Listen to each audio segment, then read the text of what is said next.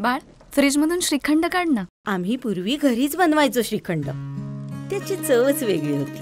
आता काय सगळं रेडीमेड. आजी, हे श्रीखंड खाऊन बघ. आज तुझ्या आईनं घरीच बनवलं की काय? हे आहे गोकुळचं श्रीखंड. अगदी जिभेवर रेंगाळणार. जिभेवरच नाही तर मनावरही रेंगाळणार. गोकुळ श्रीखंड, मनावर रेंगाळणार.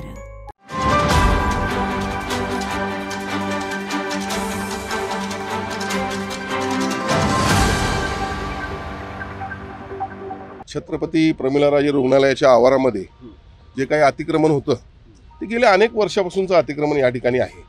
प्रशासनानं खरं म्हणजे सामंजस्याची भूमिका घेऊन या सर्वांना बोलून घेऊन जिथं त्यांना योग्य वाटते त्या ठिकाणी हे त्यांना धंदा करण्यास मुभा द्यायला पाहिजे होती.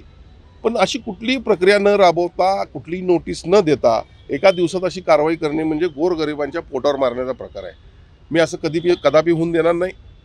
खरं म्हणजे या विभागाचा निर्णय आहे की या आवारामध्ये कुठलं अतिक्रमण नको. पण पूर्वीचं काय तर एक्झिस्टिंग अतिक्रमणं जी आहेत ती त्या ऑफिसरनं तिथल्या जो प्रमुख असो त्यानं निर्णय घ्यायचे. आणि त्यामुळं मी डीनना या ठिकाणी आज विनंती केलेली आहे की हा निर्णय होत असताना तुम्ही असं लोकांना ओढ्यावर पाडू शकत नाही. तुम्ही प्रस्ताव मंत्रालयाला सादर करा तुमच्या डिपार्टमेंटला आणि त्यानंतर आम्ही प्रस्ताव मंजूर करून घेऊ. जर त्या तुमच्या खात्याचं असं म्हणणं असेल की या ठिकाणी आम्हाला देता येणार नाही तर तुम्ही या ठिकाणी डीन म्हणून तुम्हाला अधिकार आहेत आणि तुम्ही जे तुम्ही एकत्र बसा, त्या लोकांना एकत्र घ्या आणि जिथं योग्य जागा वाटते की जेणेकरून CPRच्या येत असणाऱ्या लोकांना पण अडचण व्हायला नको आणि आमच्या या लोकांची व्यवसाय पण झाले पाहिजेत. अशा पद्धतीने निर्णय घ्या.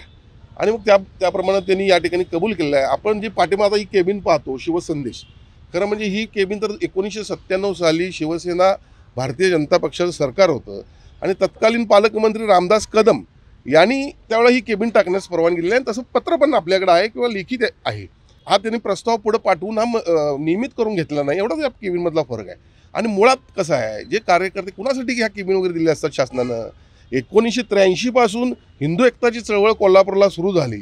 त्या चळवळीतला पहिला कार्यकर्ता म्हणून या संग्रामचे वडील त्या ठिकाणी होते. त्यासाठी केबिन त्या ठिकाणी दिलेले आहे. काहीतरी हिंदुत्वासाठी योगदान आहे, समाजासाठी योगदान आहे म्हणून दिलेल्या जर जागा असं काढून कोण घेणार असेल तर मी निश्चितपणे गप्प बसणार नाही. या केबिनला तर हात लावताच कामा नये. आणि उरलेल्या पण केबिन जे आहेत मी आत्ताच सांगितलेलं आहे आणि या मतावर मी ठाम आहे. या लोकांना इथनं काढून देणार नाही. यांना योग्य जागा द्या आणि हा निर्णय घ्या. काय होतंय काळाच्या ओघात आपण आपापल्या कामात राहतो. आमच्याकडे प्रस्ताव आले की आम्ही मंजूर करून घेण्याचा प्रयत्न करतो. शासनाची डिपार्टमेंट 100 आहेत. लोकांची कामं हजारो असतात. त्यामध्ये आम्ही काम करत असतो. तरी पण अशी परिस्थिती ज्या वेळेला उद्भवेल त्या वेळेला मी कुठल्याही परिस्थितीला लोकांच्यावर अन्याय होऊन देणार नाही. माझी भूमिका आहे. ताज्या घडामोडी पाहण्यासाठी माझा महाराष्ट्र न्यूजला आजच सबस्क्राईब करा.